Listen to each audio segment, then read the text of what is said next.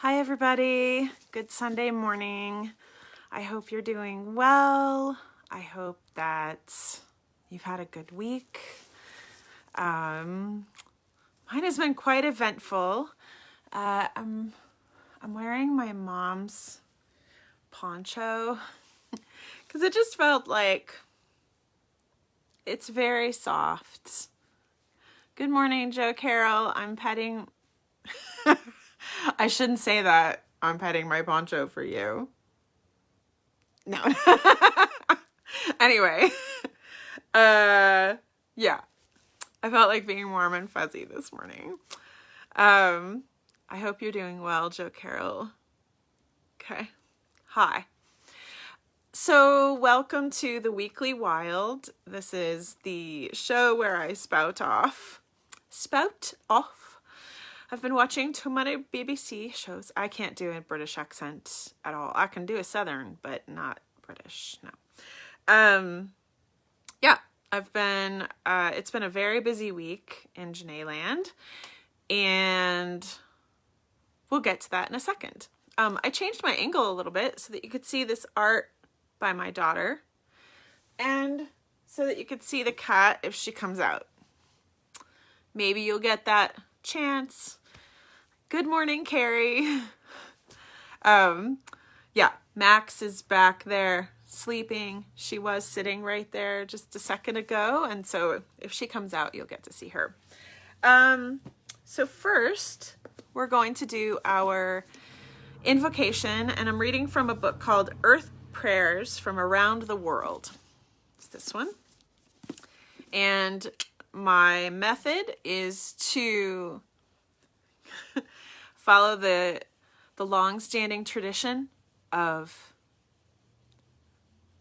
reading the Bible everywhere in the world for evangelical Christians, and to just open the book and let it fall where it falls, and that's our inspiration. No, I totally scroll through a little bit. I've gotten to where I'm kind of back in my room, and it's a little bit dark to get just kind of a realistic lighting, and so I get to wear glasses. They're very dirty. But in order for my eyes to be corrected, because I'm 1,050 or something, over 20, I'm blind. So if I wear my contacts, I need reading glasses. If I don't, I don't. Okay, I'm kind of seeing something that,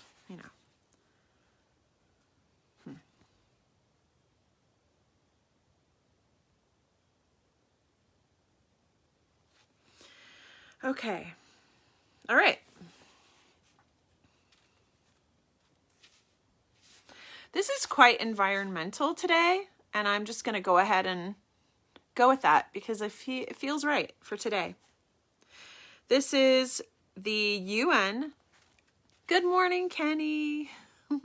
Hello. This is the UN Environmental Sabbath Program. I would love to know more about that, but this is beautiful. Great Spirit, give us hearts to understand, never to take from creation's beauty more than we give, never to destroy wantonly for the furtherance of greed, never to deny to give our hands for the building of earth's beauty, never to take from her what we cannot use. Give us hearts to understand that to destroy earth's music is to create confusion, that to wreck her appearance is to blind us to beauty, that to callously pollute her fragrance is to make a house of stench, that as we care for her, she will care for us. Amen. That's good. I often think about, it's part of my photography. So I have an Instagram account that's just mine. It's not the Church of Wilds. And a lot of my photography, and I mean, it's part of my photography because it's who I am and kind of how I interact with the world, is to notice these tiny little moments that we walk by every day. And I've thought often about the sounds as well, the noises of, you know, that we can't hear, but that the leaves make as they brush against each other, as they're growing. The tiniest rock that moves when we're driving down a street, like not the ones in the middle, but the ones on the side. And there's so much sort of life and movement and music everywhere that we don't really interact with, or we do interact with, but we don't notice or see or hear. And, you know, we walk through worlds every moment, really. If you go down to the micro level, the tiny level,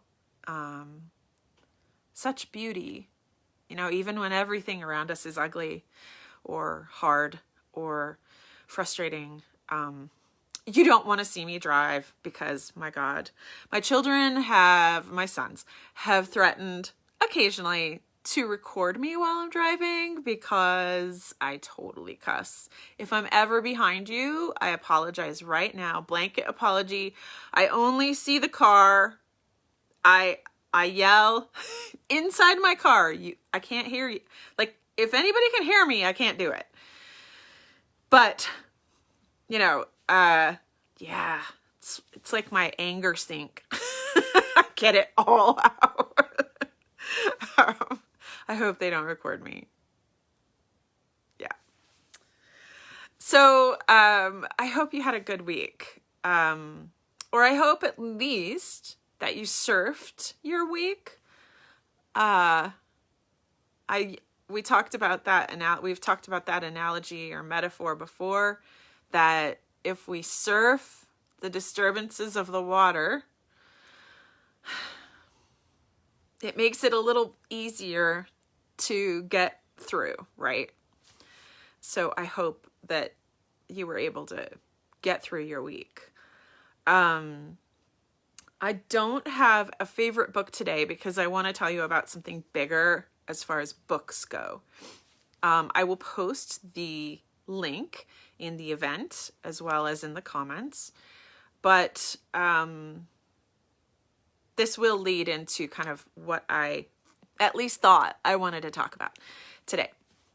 So, on Monday, I discovered that this conference that's been around, like, I think 10 years. It's been around for a while. We have a big conference in April that I was deeply involved with, and I miss you people. I'm just going to say that. I miss the Pike Speak Writers community.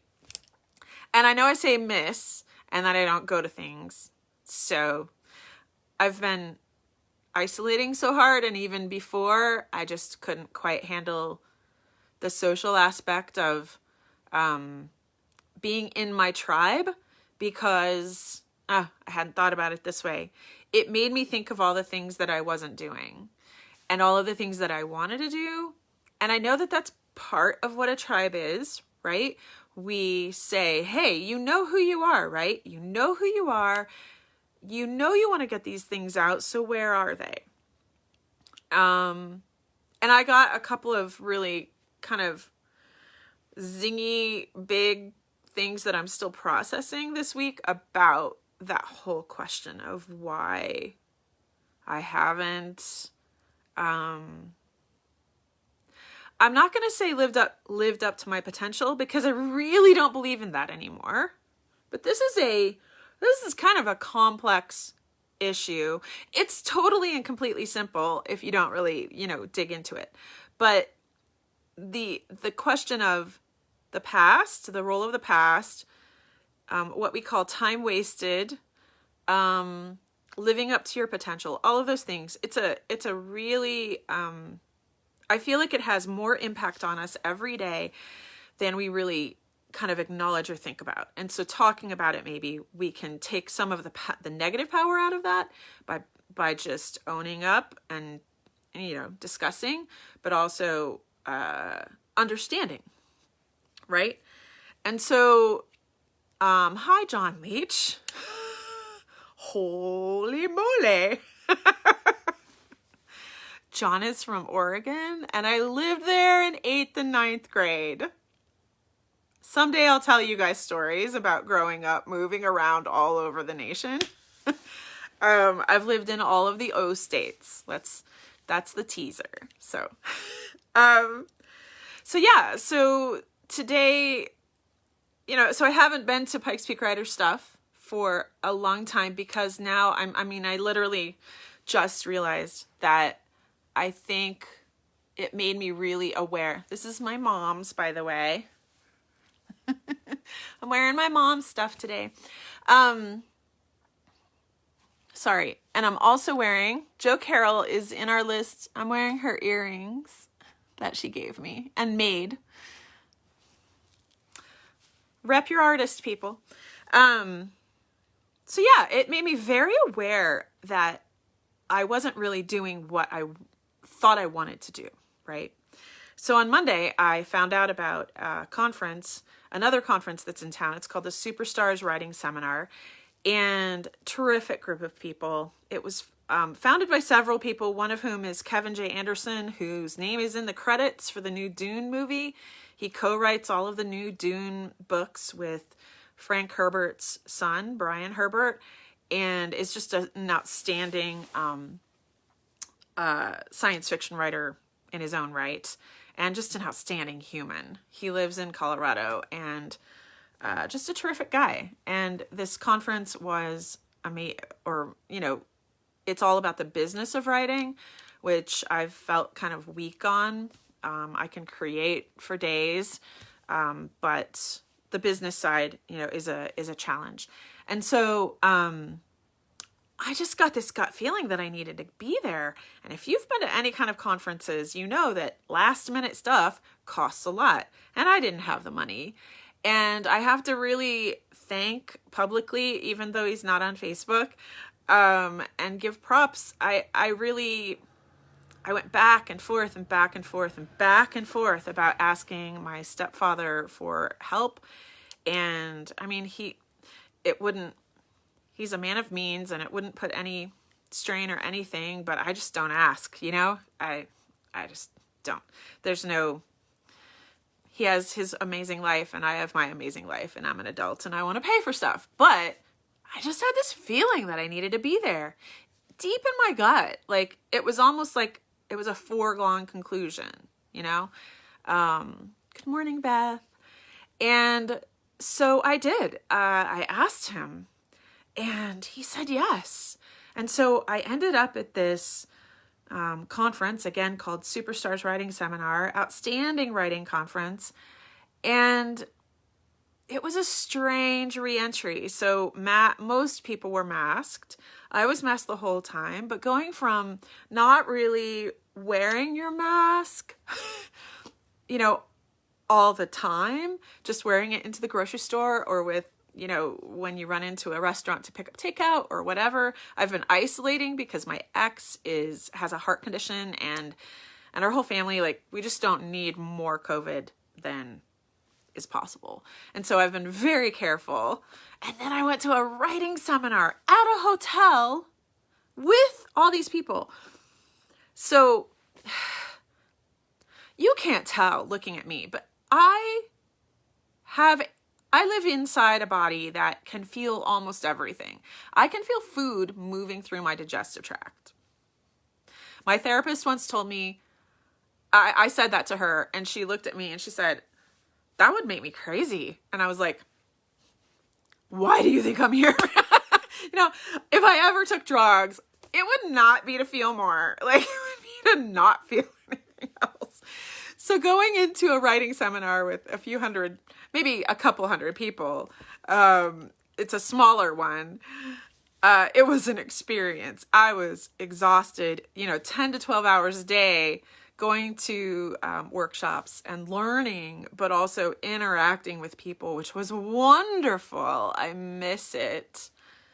But then also meeting, and this leads us to kind of what I wanted to explore today, meeting people who are much more, and I'm not going to say successful, even though they are, but much more accomplished than I am right now. And I don't mean that in a shame way or a fear way.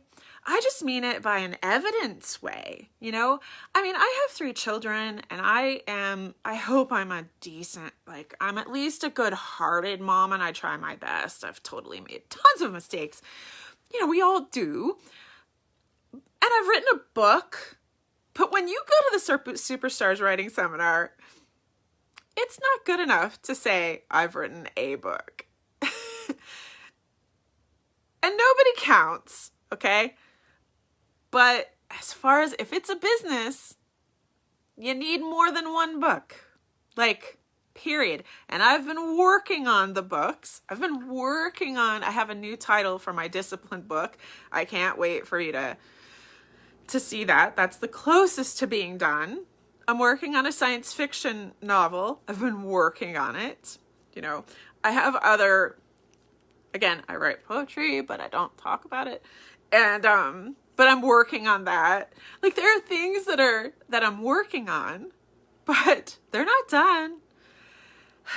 And part of the seminar this week too was, how do you go from being a 1-book pony to more? And how do you make a living on writing? And it brought up all of these really gnarly issues. Do I want to be a writer? I love doing this with you. And when I say I love being on a stage speaking, I don't mean the experience of being being, you know, on the stage. I love, so when I'm speaking and the audience is there, it's like we're building this magical castle together. It's not just me. And it's this collective experience, and I go into the zone, something happens. I'm never going to be able to define it down to the nitty gritty, but it's this magical thing that happens. And I love, I physically love that. Okay. So I'm slowly, hopefully gonna, you know, ramp up some of the speaking stuff, but being in the middle of many people who are producing and who are accomplishing things. And again, I don't mean success in the like commercial way. I just mean they are manifesting their ideas. They are doing the things. Made me really realize that I have not been doing that. This, you know, y'all, this is like first step for me, because it was COVID. Okay. COVID, I was working at a juice bar. I got to see people all the time. It was great. There was sparking, you know, humans. Hello. I like you people, humans. But I can roll out 15 ideas in a row. And lately I haven't made, the only one I've made real is my leggings company. So there is that. Good morning, John. You know, there is that. And it took a ton of work. I mean, months to get that store made, to get the things designed, to get it going, to do the business side, to do everything. So I'm not saying that I haven't done anything, because God, I would love to just sit around and eat truffles and watch Netflix, right? But as far as the writing and the ideas and the concepts that are in me that need to come out, the stories, that's not been there. And in passing, and I told this to somebody and they had kind of a negative reaction, and I really don't mean it negatively. I actually mean it very positively. My therapist this week, in passing, said, you're kind of stuck, Jene. I mean, she diagnosed me, and she's right. I asked her to, because I want to understand and find tools if that was a problem. Somebody close to me has been talking about ADD and ADHD and stuff, and every time they talked about it, I was kind of like, but like when I grew up, ADHD, that had so much stigma and stuff. I'm not gonna, like, that was for other people, and you know, it just didn't seem, I don't know. That's a whole other issue that we'll talk about another time.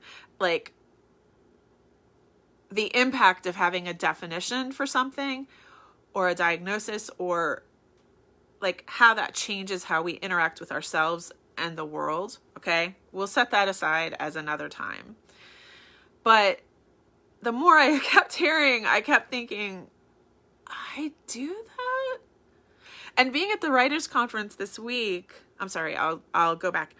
My therapist, I said, I would like you to evaluate me for this, because if I have some kind of, if I have like a setup, a personal setup, I know I'm a sensitive person, so I know my setup physically. So I have ways to handle the world.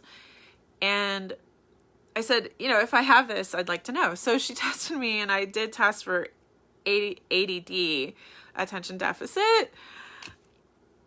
And there's nothing like being in a writer's conference to make you really see that. And so seeing all the time, every writer's conference or meeting I've ever been in, I have a pen in my hand and I'm either fidgeting with it or I'm doodling. And usually I just leave doodles all over the world, like weird shading or little imaginary animals, or I don't even know what, just whatever, so that I can listen. And I had never seen it through the lens of ADD. And so when we were talking about that, my therapist is like, you're stuck. Like, you've been stuck. You have not done what you told me you wanted to do. And then we went on to keep talking, but man, that was like, boom, like, oh. I'm not going to pause too long because I'm going to start crying. But that was massive. But then I did move, right? I moved to starting to, like, I'm looking at my house right now. I am not showing you. I am not that authentic. I am not showing you, okay, how messy my house is right now, because I can't. But it is messy because I was like out the door in the morning this week and then back super late and exhausted at the end and just sat and watched the Olympics and went to bed. You know what I mean? And barely, like, I didn't, yeah. But seeing my everyday life through the lens of that has been intense and enlightening and intense. And I'm still processing it. But it also really put this interesting spin on being at this conference. And the very last beautiful thing that happened was, I don't know if you guys read thriller or horror, but I can't read or watch horror stuff. So I actually didn't know who he was. God, I'm embarrassed. But Jonathan Mayberry was there, and he's like won the Bram Stoker Award several times and has 30,000 followers on Twitter and, all the things. He was a star, he's like the star person. And somebody at the very beginning said, you need to talk to Jonathan Mayberry about being a multi-genred author, meaning you write several different ways of writing, from young adult fiction to screenplays to novels to nonfiction.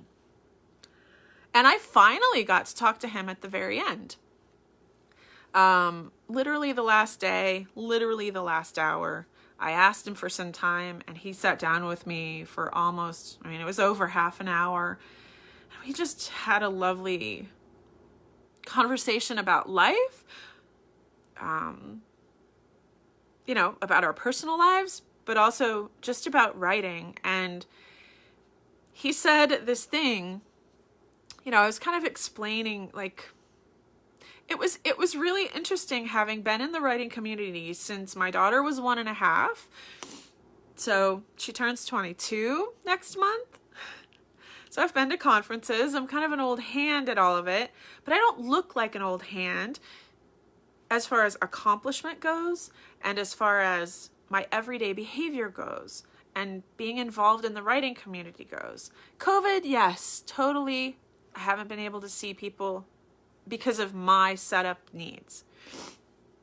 But, and I really hope I don't catch COVID from that. I hope nobody has it. A, I hope I didn't catch it. B, pray for me, y'all. You know what I mean? Like, it was the biggest risk I've taken. But being there in the midst of people who were still like just walking the walk and doing the work with that whole ADD, this is why you've been stuck thing, it was a juggernaut, frankly. I'm still processing that. But Jonathan said something when we were talking. He said, you don't need to look back. Yeah, I was offered representation once and I did not feel ready. It was for the book that I actually eventually finished, for the Oat Project. And I turned her down like in a conversation. I still can't believe I did that. I do believe in indie authorship as well. And so that was for traditional publishing. And as I just discovered, it's called trad. They call them trads now. Traditional people who go through an agent and a publishing company instead of doing it on their own. They're called indies, being their own publishers, which is what I eventually did with my book. Seeing if I have it right here. I don't have a copy close to me. And he just said, don't worry about the opportunities that you've lost in the past. Don't worry about the opportunities that you didn't necessarily capitalize on. I've met some really amazing people and I've had the opportunity to, I guess, kind of move myself forward by knowing them, if you take advantage of connections, which is, it's the human condition, right? I'm not saying that that's a bad thing to do or to not do. See, I say that, but I act like it's a bad thing not to do because I honor connection. I think it's the core of life, that's not, I just came up with that. No, of course it's the core of life. The core of life is to connect. That's where the sparks come from of life, whether it's love or even religion is a way to do that. Anyway, he said, just don't look back and he didn't use the word regret. But that's what he meant. We can't. Well, here's my question. I was about to say, we can't get that back. But I have kind of a gut feeling that we can get back a lot more than we think we can.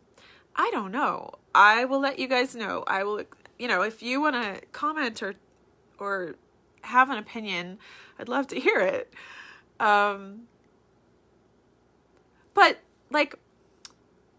I made kind of acquaintance friends with this really top agent through a series of mishaps and just great conversations. Did I ever send anything to him? Nope.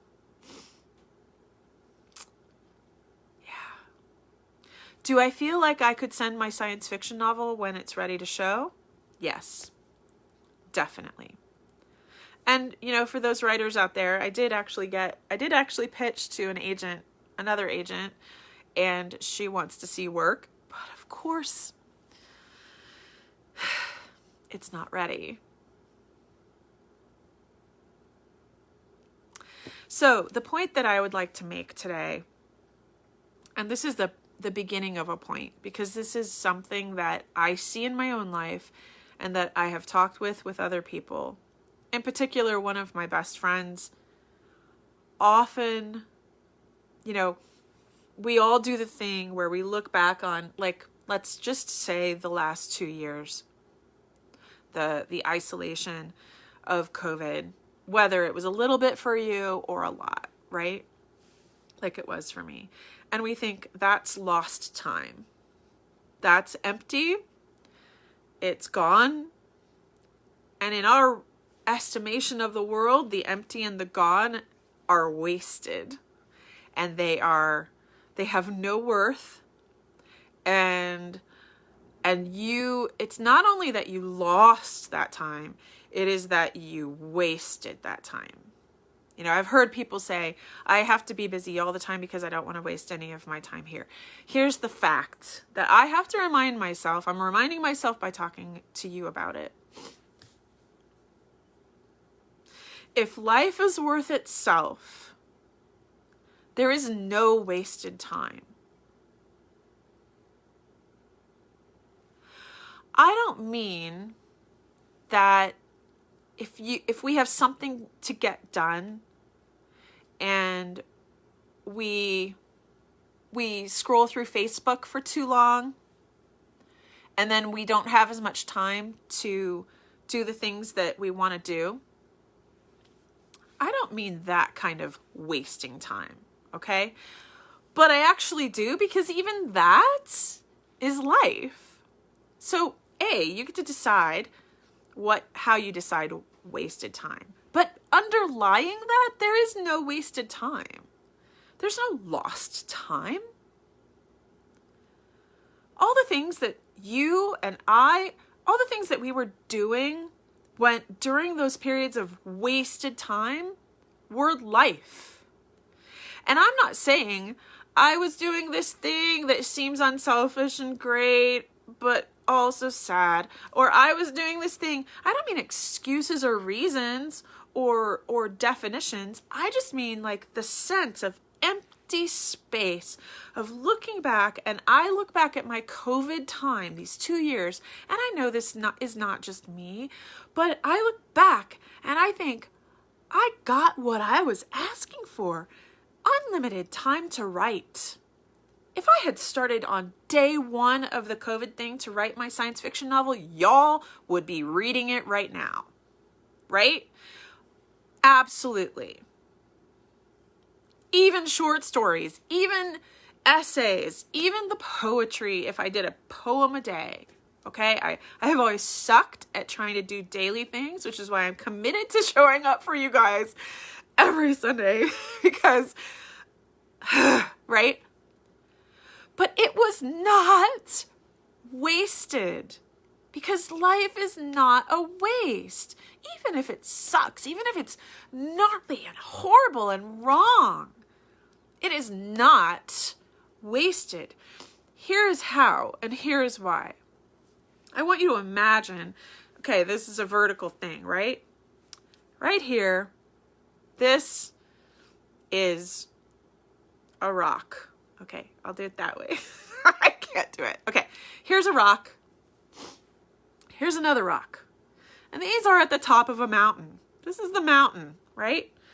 And here's the pass by which we can cross the mountain. This is much more real for me because facing that way out that window is the front range of the Rocky Mountains, okay? I look at it every single day. But here's the pass. Is this space in between these massive, accomplished, material, strong rocks, is the space wasted? Maybe. I mean, no. The empty space is the only way we can get through. Oh my God. I'm going to say that again. The empty space between the mountains is the only way we can get through. Oh, and like through the pass and over the mountain and over the hard parts and scale up.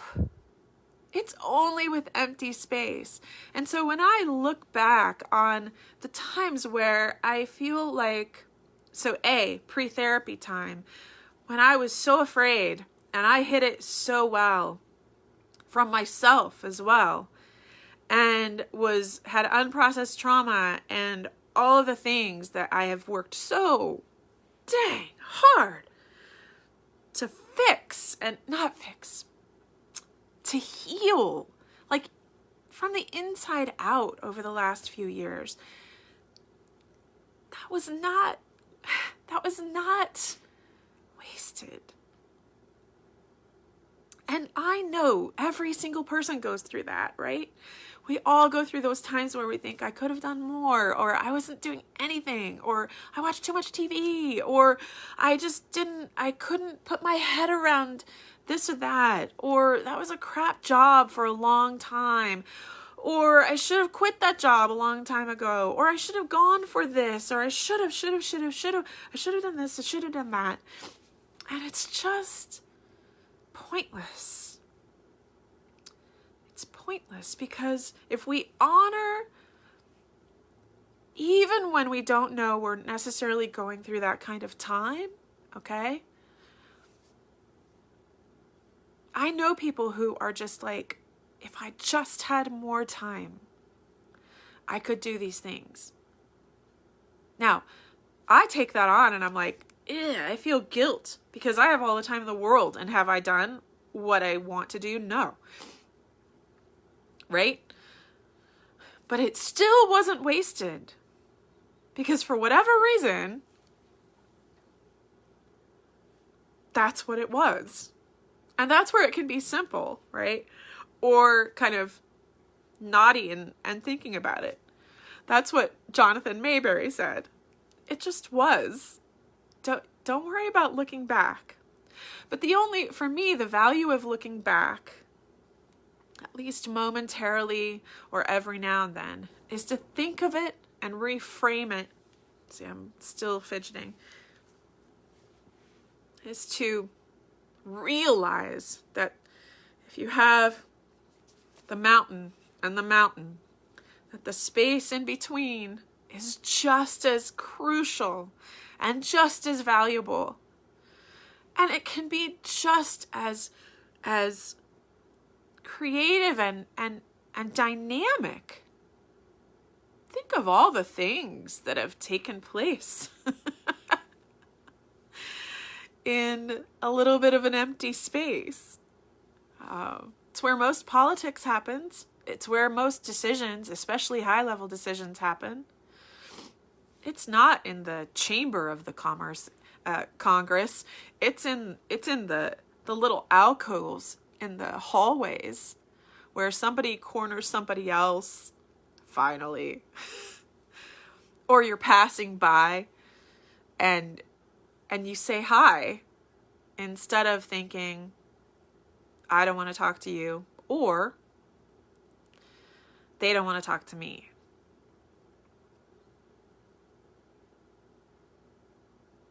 I'm going to say one more thing. This week at that conference, I just kind of was feeling through this morning. The last conference that I was really involved with, they all kind of knew about the Oat Project and they were cheering me on for a long time. And I'm just immeasurably grateful for that tribe and community that helped me finish that book finally. It took almost 10 years to bring to fruition. But I kind of was known, by a lot of people. And I realized this morning that the reason that felt good was because I needed my worth from the connections. So connections are all, right? But I think they sour a little. Sour. No, I actually don't believe that. They are like connecting human to human is just as pure no matter what happens, okay? But I needed my tribe to, I needed the approval of my tribe and how they knew me a little, even just a little bit, in order to keep going. And I realized this morning that I just had a very different experience where I went to a seminar where there were several people there that I know on Facebook and that I've known in person, and it was amazing to see the people that I do know. But for the most part, I didn't know, like I didn't know them and they didn't know me. And so there wasn't that sort of web of mutual regard that you can move through sometimes when you're in an environment where people know what you're doing and know who you are and trust your heart.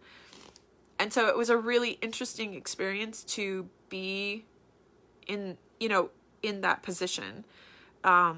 It was a surprise because I've never moved around physically and mentally and emotionally a conference when I didn't really care what they thought about me. I still don't quite know how to do it. It's not that I don't care. It's that their opinion of me doesn't change how I think about myself. Like, I mean, if I'm being a jerk, I want people to tell me and to say, stop talking, or we don't need one more story. Oh my God. I feel like I've lost some social cues. I'm sorry if I talk too long to anybody. I like you guys. But it all has to do with how we value ourselves first. The core. That's what self-centered means. It means you're centered so that you can then move out and move into, connecting and loving people without needing them to build you, However, I say that, and lately I'm thinking, we really do need each other. We all know that, right? This is not just, even when they say, that he's an island, there's an earth underneath that island. Even if the islands are sticking up, they're still connected. The empty times and the empty space, they're not empty. And they're just as worthy as all the other times. And I hope you honor whatever part of your life that might apply to this week. I don't really know if I came to any kind of conclusion, but thank you for listening. I do have an announcement, which I should have said at the beginning. If you go to the Church of Wild page and you go under events, this is something I wanted to do from the beginning, but I wanted to I've waited because I kind of wanted to get into the groove, of this. For those who came late, this is my mom's poncho, and it's super soft. It's like fake rabbit. And I thought I wanted to wear it today. So Wednesday nights, my father, John Leach, hi John. So John knows my dad when my dad was a preacher. And I don't know if he did it in Oregon because that was a bigger church, but my dad always had Wednesday night popcorn testimony time where you would just pop up and say something great that God had done for you that week. And so kind of like that'll be part of it, but I want to connect, help. I want to make a space where people can connect to solve problems and help each other forward with very specific things. So the only requirement is that you either have a dream or a goal that has roadblocks to it, and that you're pretty clear about what those roadblocks are. And this isn't necessarily a general discussion time. We'll see how it goes. But Wednesday nights at 6:30, I am going to be hosting on Zoom. For now, it's going to be, I think, 40 minutes because I can't quite afford to pay for the account yet. It's okay. I'm getting there. But so it's not going to be a totally long time, and eventually it'll only be an hour. Okay. But, if you would like to join me, I would love to see you on Zoom. The event is on the Church of Wild page, and I'll share it in the comments as well. And we're just going to meet up, and if I know somebody who can help you get to this thing, then awesome. If you know somebody that can help, or know a resource that can help somebody else, I don't know, fix their gutters or get ideas for a website or, anything. I'm very open to whatever it will be. But that's going to start this Wednesday, and I really hope to see you there. If you'd like to follow the page and this is going to be posted on YouTube as well. And I really, really will start pulling clips out to share with y'all and other people this week, and you'll see those. I so appreciate you guys and this time, and just trust your heart and your gut and the empty space. Okay. I feel like there's something else. Nope. I think that's it. I'm sorry, my cat didn't, for those who came late, this is my daughter's artwork, although she would be appalled because this is an older painting, but it's beautiful. I'll post her links as well, but my cat is sleeping right up there. I'll try to show you Max next week. Cheers, green tea, cheers. And I hope you have just a wonderful week that is full of both strong, amazing, real mountain-like things, as well as empty spaces. Ciao. Adios. Good to see people I haven't seen in a long time. Okay. This is the awkward part.